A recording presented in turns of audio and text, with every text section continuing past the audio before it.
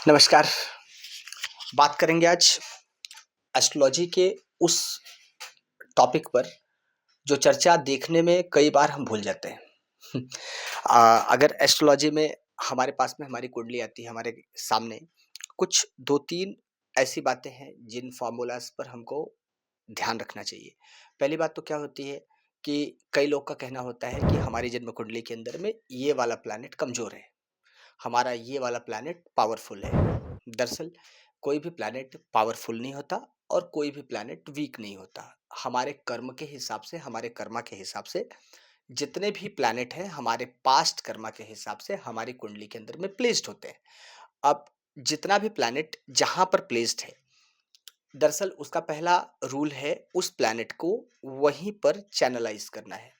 पहला example. Number 2, अगर कोई भी ग्रह आपकी कुंडली के अंदर में जितना भी डिग्री लेकर के बैठा है या जिस तरह से वो कंजक्ट है, उसका कंजंक्शन जिस भी ग्रह के साथ है, आपको उस ग्रह से रिलेटेड चीज़ों में जो भी नेगेटिविटी आती है, उन नेगेटिविटीज़ को दूर करना है।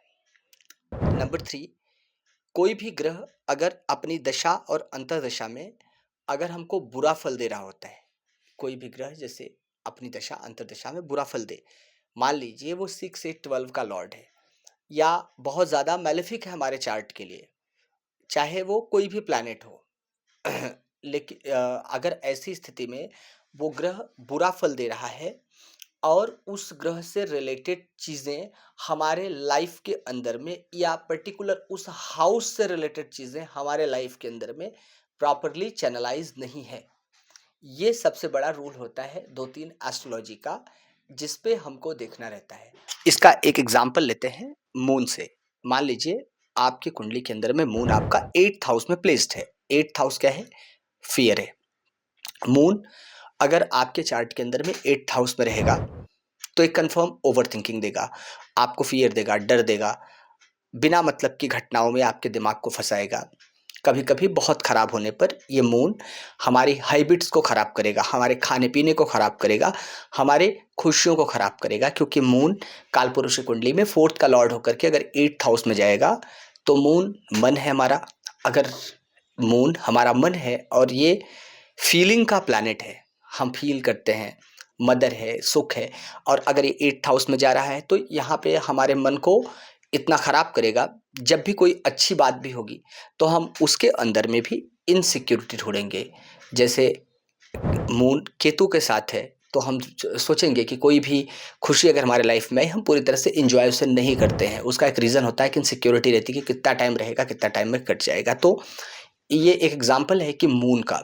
जैसे मान लीजिए कि राहु सन के साथ में चार्ट में बैठा है, राहु सन के साथ में है, तो यहाँ पे सन के साथ में भी लगभग ऐसा ही राहु करेगा।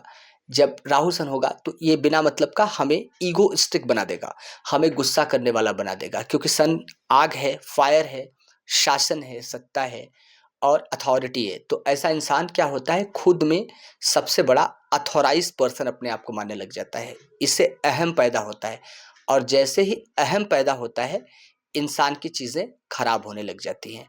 इसलिए आपके जन्म कुंडली के अंदर में अगर कोई भी ग्रह बुरी स्थिति में बैठा है, बुरी पोजीशन पर बैठा है, तो ऐसी स्थिति में उस ग्रह को ठीक करना है। ठीक करने की जगह हमारे पास में कई रेमेडीज़ हैं, हम उन रेमेडीज़ से ठीक करते हैं, लेकिन ज़्यादातर टाइम पर अपने प्लैनेट को कैसे चैनलाइज़ करना है। जैसे अभी हमने एक एग्ज़ाम्पल मून का दिया कि मून 8th हाउस में है, आप ओवरथिंकिंग करना छोड़ दें। ये पॉसिबल नहीं है कि कोई भी इंसान ओवरथिंकिंग करना अपना छोड़ दे, लेकिन ऐसा इंसान अगर मून को वहाँ पर ओवरथिंकिंग को कोशिश करके हटाए, अगर वो नहीं हट रही है तो कम से कम ध्यान, प्राणायाम, इन सब चीज़ों को अगर करता है तो मून हमारा स्लोली चैनलाइज होता है।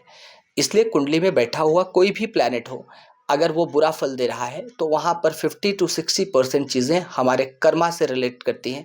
अगर हम अपने कर्मा को वहाँ पर और उस प्लैनेट से रिलेटेड जो सिग्निफिकेंसेस है उनको अगर हम सही करते हैं तो 50 to 60% के रेमेडीज़ जो है हमारी काम करती हैं और हमारे लाइफ की जो भी ट्रबल्स हैं उस हाउस से रिलेटेड वो ठीक होती हैं। मिलेंगे अगले वीडियो में, उस पर हम चर्चा करेंगे एक एक प्लैनेट का कि कौन सा प्लैनेट कहाँ पर अच्छा और कहाँ पर बुरा होता है। Thank you.